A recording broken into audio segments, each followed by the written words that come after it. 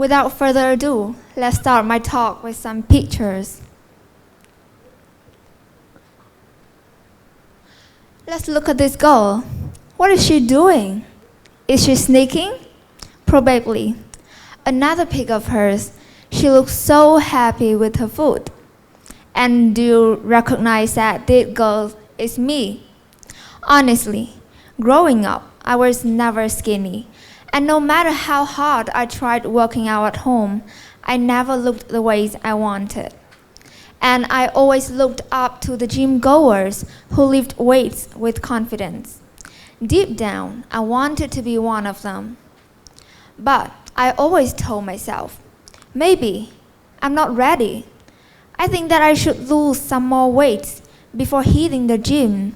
And I constantly waiting for the moment when I feel completely ready. But I realized waiting wasn't preparing me.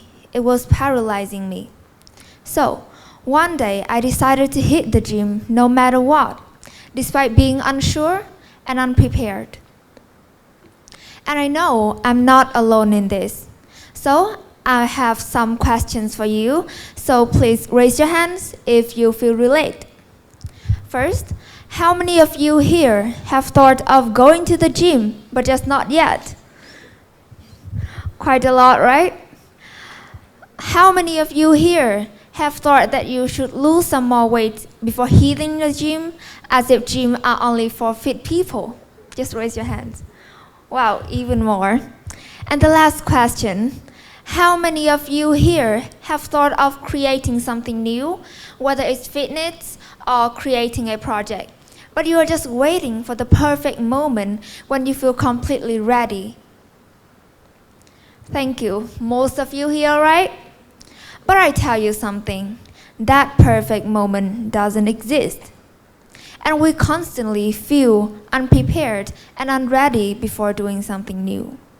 The reason is that readiness doesn't come before action. It comes from action.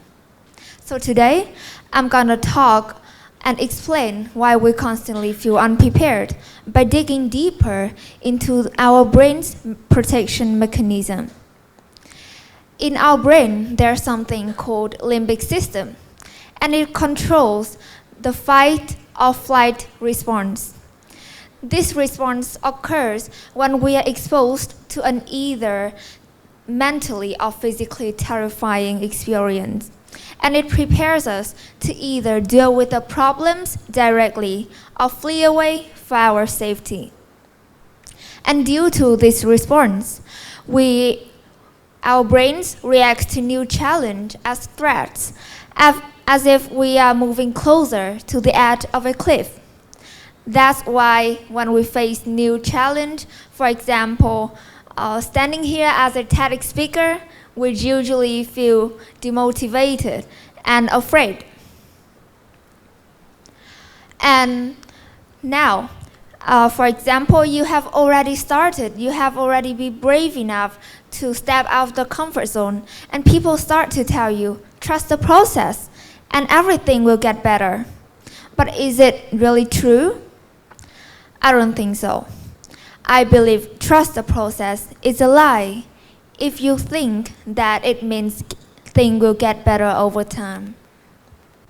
Because the fact is that you will have to constantly tolerating feeling not good enough and not satisfied about ourselves.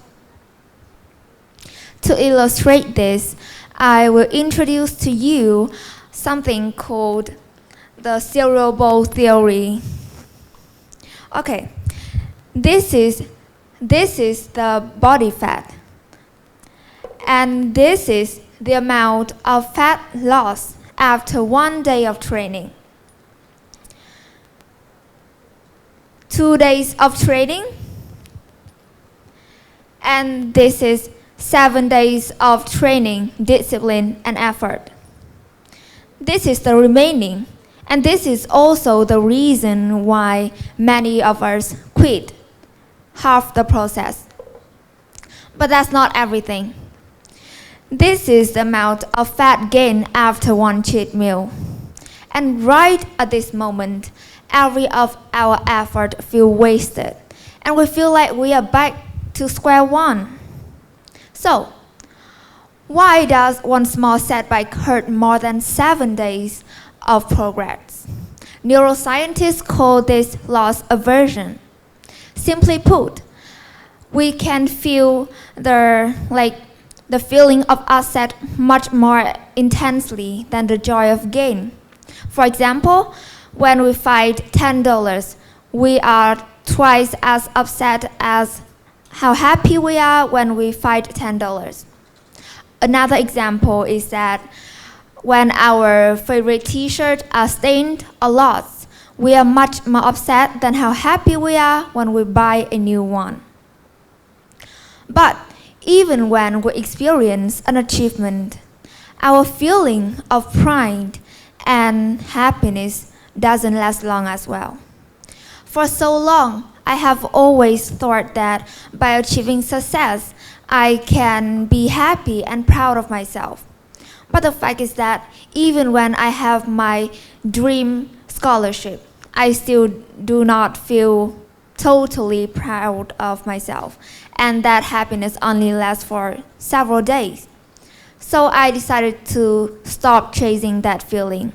I started to shift my focus from how can I finally feel successful into how can I keep going even when I don't see any progress. And right from this moment, I believe that things start to get better. Instead of seeking external validations or the feeling of praising by others, I start to be proud of myself and enjoying the progress. So, any of you here, if any of you have ever feel yourself are not good enough, successful enough, or strong enough, congratulations, because you are exactly where the best people in the world used to be. Because the people who quit are the ones waiting to feel good enough, and the people who win are those who know they will never will, but they show up anyway.